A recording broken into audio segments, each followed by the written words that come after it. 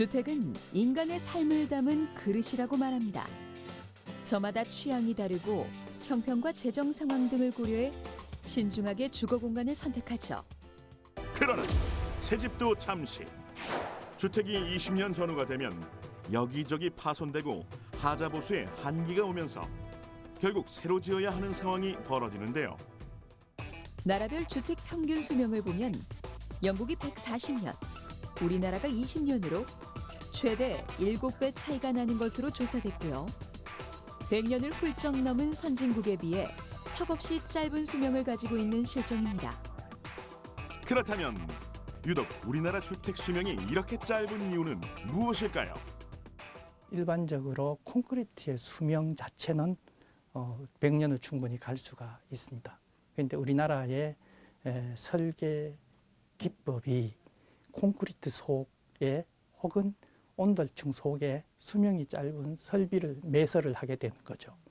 그 매설을 하게 됨으로써 설비 수명은 구조체 수명의 한 10분의 1, 5분의 1 이하로 이렇게 떨어지는 그런 정도. 대개 말하자면 한 10년에서 한 30년 그 정도면은 대개 설비는 수명을 이제 다 하고 녹물이 나오거나 고장이 나거나 이런 식으로 이제 되는데, 결국 우리나라에서는 철근 콘크리트의 수명이 다해 집을 허무는 것이 아니라 배선이나 배관 등 설비의 수명 때문에 집을 허물게 되는 경우가 많다는 건데요. 콘크리트 속이나 공용 배관 속에 숨은 설비를 눈으로 확인하는 점검구가 없을 뿐더러 설비 교체 공사를 할 시 비용이 많이 들기 때문에 차라리 재건축을 하는 쪽이 효율적이라는 것입니다. 인간도 100세 시대라는데 우리도 100살까지 살 수는 없을까? 집을 쉽게 고쳐 새 집처럼 오래 사용할 수 있는 신개념 주택. 100년 동안 장수할 수 있는 주택이 되려면 첫째, 주택의 뼈대가 되는 기둥이나 벽 등이 오래 견딜 수 있어야 하고요. 둘째, 설비나 부품 등이 고장나면 쉽게 바꿔 새 집처럼 성능을 유지할 수 있어야 하죠. 그리고 셋째, 라이프 스타일과 거주자 등의 변화에 따라 주거 공간의 위치, 크기 등을 변경할 수 있어야 합니다. 주택의 수명이 100년이라면 100년 동안 한 가지 구조로만 사는 건 어렵겠죠. 그래서 생활 주기나 가족 구성의 변화에 따라 구조를 쉽게 바꿀 수 있도록 내부의 벽을 최소화하는데요. 2개였던 방을 하나로 통일할 수도 있고요.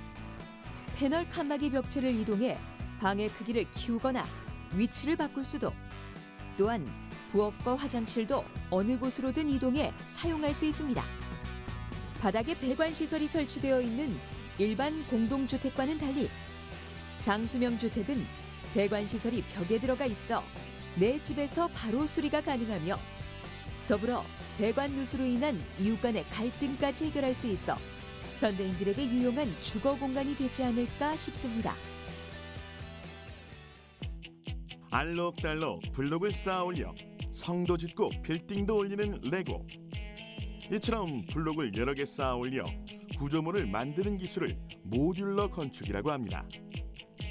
모듈러 주택은 공장에서 기둥, 도, 바닥, 창호, 내부 마감재까지 모듈 내부에 장착시킨 후 현장으로 옮긴 후 단순 조립만 하는 건축 공법인데요. 일반 철근 콘크리트 공법에 비해 공사 기간이 절반으로 짧아진다는 점과 건설 폐기물, 노동 인력, 소음, 분진 등을 줄여 도심의 공사에서 용이하다는 장점이 있고요. 또한 약 70%의 자재를 재활용할 수 있어 친환경 건축 시스템으로 주목받고 있습니다. 모듈러 공법은 2014년 남극의 장보고 과학기지 건설에도 적용되었습니다. 국내에서 제작을 마친 각각의 독립된 공간을 단 4일 동안 혹한의 날씨 속에서 뚝딱 완성하게 되는데요. 더욱이 폐기물이 발생하지 않아 남극의 안성맞춤 공법으로 활약되었다고 하는군요. 모듈러 건축은 3가지 방식으로 나뉩니다. 라멘식은 독일어로 뼈대 구조를 뜻하며 세로의 기둥과 가로의 보가 하중을 받도록 쌓아 올리는 방법이고요. 벽식은 기둥과 보 대신 벽면체가 하중을 받게 됩니다. 그리고 인필식은 라멘식처럼 기둥과 보로 구성된 기본 구조에 박스 모듈을 하나씩 끼워 넣는 공법인데요. 소음을 차단하는 데는 벽시기, 방음은 떨어지지만 공사 일정을 단축하는 데는 라멘식이 효과적이라고 하는군요. 그렇다면 겨울철 단열에는 문제가 없을까요? 모듈러 주택은 각 기둥의 외벽이 일체형으로 구성돼 있어 기존의 L자 형태로 이어붙이면서 발생하는 틈새를 차단하고 있고요. 건물 전체의 외벽을 단열재로 감싸 에너지 효율을 높이고 있다고 합니다.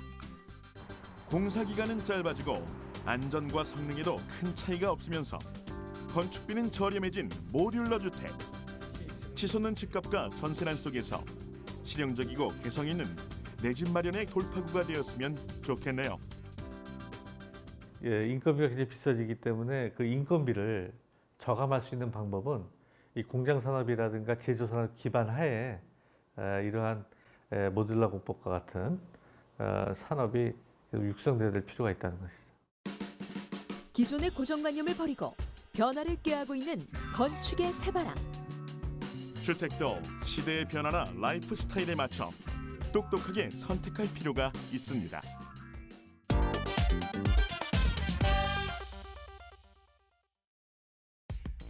(829.8m) 163층을 자랑하는 세계에서 가장 높은 부르즈 할리파 빌딩입니다. 그리고 우리나라에는 555m, 123층의 초고층 빌딩이 있죠. 이렇듯 세계의 대도시에는 뾰족뾰족 솟은 고층 빌딩들이 즐비하고 있습니다. 고층 건물의 겉면을 장식하고 있는 것은 바로 유리창인데요. 대부분의 초고층 건물은 유리 면적이 넓은 커튼홀 공법으로 시공하게 되며 크고 넓은 창으로 밖을 훤히 내다볼 수 있는 장점이 있지만 햇볕을 차단해줄 주변 장벽이 없기 때문에 에어컨에 가장 많은 에너지를 소비하고 있는 현실입니다. 이 때문에 유리창은 미적 측면뿐 아니라 한여름 유리를 통해 들어오는 엄청난 양의 빛과 열을 합리적으로 차단하는 기능이 필요한 것이죠. 겉보기엔 별반 달라 보이지 않는 이 유리창. 그런데 이것 하나로 실내열을 3에서 50%가량 낮추고 있다고 하는데요. 유리창에서 특이점을 발견하셨나요? 그것은 바로 위아래, 위아래. 뚫려있는 요 구멍입니다. 단순한 유리창의 구멍이 과연 어떤 역할을 하는 걸까요? 저희가 개발한 이 유리의 가장 큰 특징은 유리의 아래쪽과 위쪽에 이렇게 긴 구멍이 있다는 것인데요. 그 긴 구멍을 통해서 차가운 외기가 중공층으로 들어오게 됩니다. 그랬을 때 이 온도가 상승되게 되는 이 유리의 온도가 바깥으로 자연 환경에서 계속 빠져나간다는 것이죠. 그렇게 됨으로써 그 창의 온도가 상승하는 것을 차단해 줍니다. 이중 외피 창호는 일반적인 외피 위에 외피를 추가하는 이중 외피로 이루어져 있습니다. 이들 외피 사이에 형성되는 중공층에는 블라인드를 끼워 넣어 햇빛과 열을 차단하고 있죠. 그러나 이 시스템은 건물 외피의 폭이 1m가량 두꺼워지거나 설치 비용이 비싸다는 단점이 있는데요. 이를 보완하기 위해 외피 사이의 블라인드를 과감히 빼고 이중 외피의 두께를 줄이면서 대신 공기가 통할 수 있도록 구멍을 낸 것입니다. 외부의 유리창을 통과한 열의 일부가 구멍으로 다시 빠져나가고 나머지 열만이 내부 쪽의 유리창을 통과해 실내로 들어오기 때문에 일사에 의한 전체 실내 유입 열량이 저감되는 것이죠. 초고층 건물의 온열 환경을 파악할 수 있는 인공태양 실험 시설입니다. 메탈 할라이드라는 조명으로 태양빛을 모사해 창문에 도달하는 열과 창문의 구멍을 열었을 때와 닫았을 때의 태양열 취득 계수를 통해 열 저감 효과를 예측할 수 있는데요. 유리의 구멍을 닫았을 때보다 구멍을 열었을 때 태양열 취득 계수가 28.2% 낮아졌고요.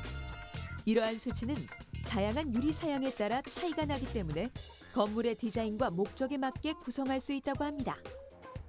초고층 건물이 일사량 때문에 고충을 겪고 있다면 일반 주택을 비롯한 다양한 건축물에서는 겨울철 단열을 높일 수 있는 창호 기술에 대한 관심도 뜨겁습니다. 외풍이 심한 건축물의 경우 많은 세대에서 창에 단열 에어캡 비닐을 붙여 열 손실을 막고 있지만 채광과 외부 조망을 가리는 문제점 그리고 결로 현상으로 마감재가 손상되는 경우가 빈번한데요. 기존 건물의 창호를 교체하지 않고 추가로 덧대는 것만으로도 단열 성능을 2배가량 높일 수 있는 방법. 돌출된 창턱에 또 하나의 창을 추가 설치하는 조슬림 리트로핏 창호입니다.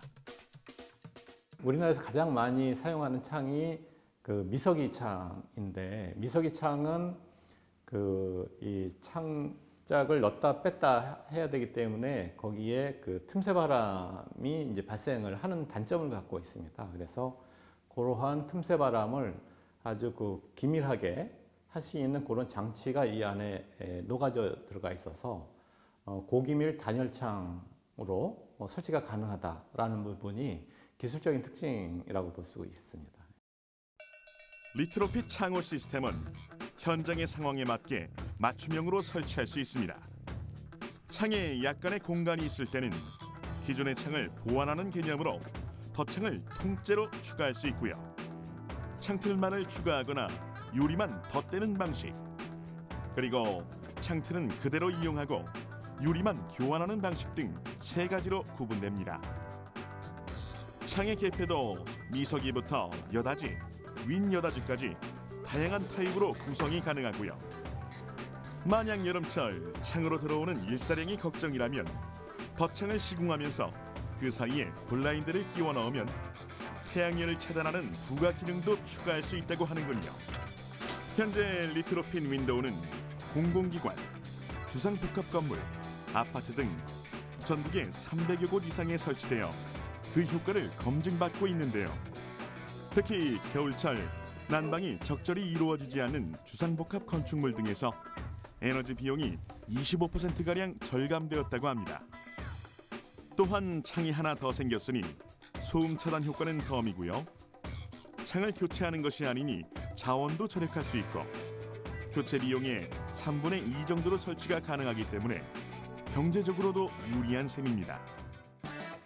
미적 효과와 더불어 열 손실과 채광, 에너지 효율까지 다양한 조건을 두루 살펴봐야 하는 창호.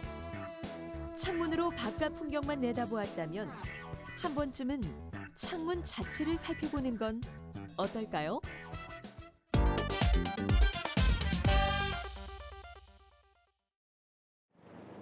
1층에서 시작된 불이 삽시간에 10층 건물을 집어삼킨 의정부 아파트 화재. 주민들은 시커먼 연기 속에서 애타게 구조를 기다립니다. 사상자는 130명에 달했습니다. 최근 5년간 발생한 21만 4천여 건의 화재 중 약 20%가 일반 주택 화재이며 화재로 인한 전체 사망자 중 50% 이상이 주택 화재에서 발생했다고 합니다. 화염과 유독가스로 인해 출구나 대피 공간을 찾지 못하는 경우 자칫 인명 피해로 이어지기 때문에 불길이 걷잡을 수 없이 번진 상태라면 진압보다는 안전한 대피 공간으로 피하는 것이 우선되어야 하는데요. 불이야 불! 어서 화장실로 대피하자. 출구를 찾아야지. 왜 갑자기 화장실로 가자는 거야? 화재로 출구를 찾을 수 없거나 출구가 막혀 나갈 수 없는 상황이라면 재빨리 화장실로 대피하라. 바로 화장실 문에 여러분의 생명을 보호해줄 기술이 숨어 있기 때문입니다.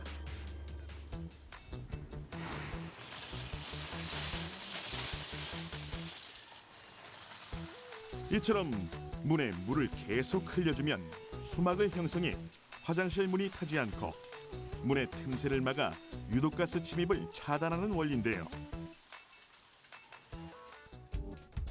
화장실을 가정한 대피 공간에서 직접 실험을 해보았습니다. 화장실 문을 기준으로 안쪽에는 실험용 쥐를 둔 채 반대편에는 화재 상황을 만들었습니다. 5분 후 과연 내부 상황은 어떻게 됐을까요? 엄청난 화염에도 문은 이상이 없어 보이고요. 실험에 참여한 쥐 역시 모두 건강한 상태입니다. 이러한 원리는 간단한 실험을 통해 쉽게 이해할 수 있습니다. 맨 종이컵에 불을 붙이면 금세 불에 타고 말지만 물이 든 종이컵을 태우면 물이 증발하면서 열을 빼앗기 때문에 물이 남아있는 한 불이 활활 타오르지 못합니다. 문에 물만 계속 흘려주면 여기서 아무리 와서 화염이 온다 하더라도 물이 계속해서 증발이 돼가지고 열을 뺏어가니까 문은 타질 않지.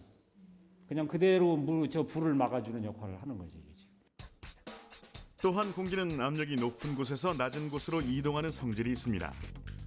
그래서 평상시 냄새를 빼는 화장실 배기 시설을 화재시 급기가 되도록 전환해 실내 공기를 공급하면 화장실 내부의 압력이 높아져 유독가스의 유입을 차단할 수 있죠. 여기 외기 신선한 공기가 들어가서 여기 화재가 나는 유독가스가 못 들어오게 막아주니까 우리가 평상시 활동하는 그 상태를 유지를 하는 거죠. 그러니까 사람이 그 안으로 들어가면 그대로 생존할 수가 있는 거죠. 생존할 수가 있는 거죠. 주거 공간에서 화장실은 모두에게 익숙한 공간입니다. 화장실을 화재 대피 공간으로 사용한다면 별도의 설치도 유지 관리도 따로 필요하지 않고요. 또한 화장실의 벽과 바닥은 불에 타지 않는 소재인 경우가 많아 화재 대피로서 매우 적절한 공간이라 할 수 있죠. 불이 났을 때 가장 먼저 찾게 되는 것, 소화기입니다. 분말 소화기, 이산화탄소 소화기, 할론 소화기 등 사용하는 약품이나 방법에 따라 다양한 종류로 나뉘는데요. 여기 또 하나, 압축 공기포로 불을 끄는 새로운 소화 기술이 있습니다. 80% 이상의 물에 표면 장력이 높은 기포 원액을 혼합한 후 압력을 가하여 매우 작은 입자의 기포를 발생시키는 원리인데요. 동하겠습니다.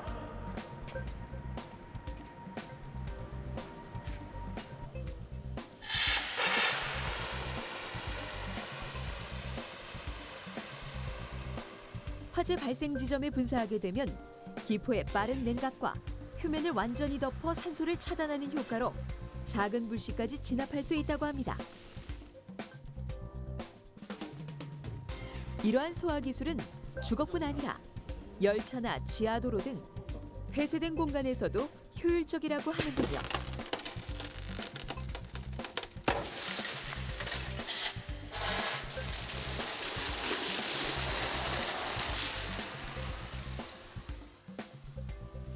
물에 의해서 화재를 진화를 시키게 되면은 나머지 또 이거 진화가 끝나고 나면은 또 그 잔불에 의해서 다시 또 재발화가 되는 경우가 있습니다.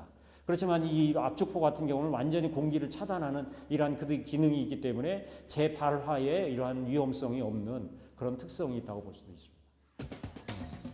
순식간에 모든 것을 삼켜버리는 화재 사고. 생명의 기록 골든타임 5분. 만약 여러분 앞에 불길이 치솟고 있다면 압축 공기를 살포한 후 화장실로 재빨리 대피해보는 건 어떨까요?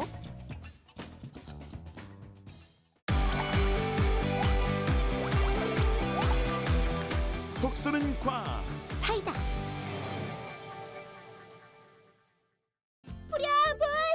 불이 났어요. 어디서 불렀어요? 톡톡씨를 향한 제 마음속에서요. 아, 그런 장난을 치면 어떡해요. 진짜 불난 줄 알고 깜짝 놀랐네. 미안해요. 그런데 톡톡씨, 진짜 불이 난 거면 어쩌려고 소화기도 없이 온 거예요? 소화기요? 여기 있는데요? 화재 시 주방에 있는 재료로 불을 끌 수 있는 방법, 어떤 것이 있을까요? 집에 얼려져 있는 얼음을 그냥 마구 부을 거예요. 김치로 이렇게 부채질 같은 거 이렇게 배추김치를 들어서 네. 탁 덮어요. 이게 불이면 프라이팬으로 바게트빵이요. 바게트빵으로 불 어떻게 끄실 거예요? 네, 이렇게. 바나나 껍질을 모아가지고 불에다 던지면은 더 타나? 설탕이요. 설탕이요? 왜요? 다니까. 다니까. 옆에 분은요? 소금이요. 소금이요? 싸니까. 정답은 알로에입니다. 정답은 알로에예요. 삐삐. 이걸로요? 주스 아니에요? 주스 아닙니다. 레몬이에요? 레몬도 아닙니다. 이걸로요? 네. 이걸로 못 끌 것 같은데? 못 끌 것 같아요? 네. 주방에 있는 재료로 간단하게 만들 수 있는 간이 소화기. 우리 함께 만들어 볼까요? 빈 유리병에 식초를 2분의 1 정도 넣어줍니다. 그리고 물을 잘 흡수하는 종이에 베이킹소다를 넣고 둥글게 싸 실로 단단히 동여매줍니다. 베이킹소다를 싼 종이를 식초를 넣은 유리병 안에 쏙 넣어줍니다. 실을 조절한 뒤 테이프로 유리병 입구에 고정시켜줍니다. 여기까지 잘 따라오셨지요? 이제 빨대를 비스듬히 유리병에 꽂고 고무차력을 이용해 입구를 꼼꼼하게 막아줍니다. 완성된 간이 소화기! 식초와 베이킹소다로 어떻게 불을 끌 수 있을까요? 식초에 들어있는 아세트산과 우리가 베이킹소다라고 부르는 탄산수소 나트륨이 만나면 이산화탄소를 발생하게 됩니다. 이때 발생한 이산화탄소가 빨대를 타고 흘러나와 양초로 산소가 유입되는 것을 막아주어 불을 끌 수 있게 됩니다. 병을 기울여 식초와 베이킹소다를 만나게 하자 보글보글 생겨나는 기포. 난 이산화탄소, 식초와 베이킹소다가 만나 탄생했답니다. 어느 정도 이산화탄소가 생겼다면 이제 불을 꺼봐야겠죠? 소화기를 비치한 안전한 상황에서 실험했습니다. 병을 기울여 이산화탄소를 만든 뒤 촛불에 갖다 대자 우와 이산화탄소로 산소가 자란되어 금세 꺼지는 촛불. 반면 식초와 베이킹소다가 닿지 않은 병은 불이 꺼지지 않고 활활 타오르는 것을 볼 수 있습니다. 아이고, 꺼지라는 불은 안 꺼지고 빨대가 탄다. 아! 식초와 베이킹소다가 만나 불이 휙 꺼지는 간이 소화기. 만들기 참 쉽죠? 불이야! 불이야! 식초랑 베이킹소다 다 어디에 있는 거야? 톡톡씨 진정해요. 냉장고 속 마요네즈로도 불을 끌 수 있다고요. 마요네즈? 기름이라 불이 더 커지지 않을까요? 불이 더 잘 붙을 것 같다면 경기도 오산! 마요네즈를 만들 때 사용하는 달걀 노른자에 레시틴이라는 성분이 있어 소화에 아주 효과적으로 사용할 수 있다고요. 와, 짱짱 신기해. 마요네즈 그리고 식초와 베이킹소다처럼 주방에서 흔히 볼 수 있는 것들로도 소화기를 만들 수 있구나. 간단한 소화기로 안전 제1!